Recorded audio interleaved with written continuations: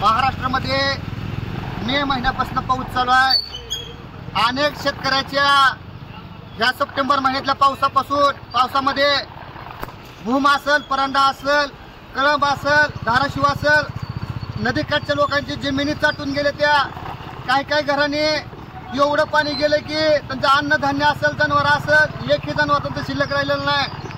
महाराष्ट्रावर गंभीर परिस्थिती असताना महाराष्ट्राचे मुख्यमंत्री देवेंद्र फडणवीस साहेब, एकनाथ शिंदे साहेब, अजित पवार साहेब देखाव्यासाठी कोणा पण दौरा करतात आणि अशा अवस्थेत म्हणून आता जरंगे पाटील असतील तब्येत बरोबर नसताना सुद्धा भूम तालुका, परंडा तालुक्यात दौरा केला।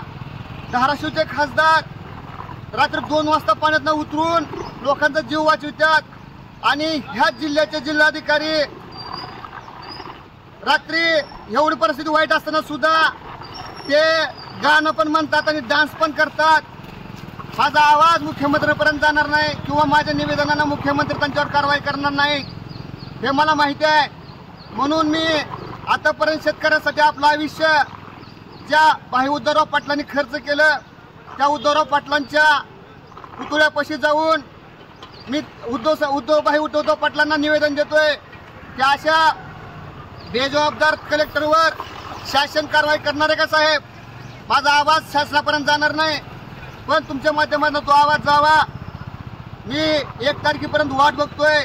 अशा बेजबाबदार कलेक्टरवर जर नाही कारवाई झाली तर 1 तारखेपर्यंत वाट बघतोय। 2 तारखेला त्याच कलेक्टर ऑफिसून मी उडी मारून मी महात्मा गांधीला भेटायला जातोय स्वर्गात।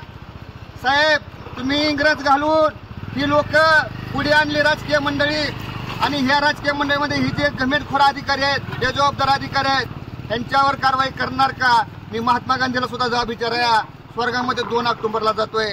ह्याची शासनानं दखल घ्यावी।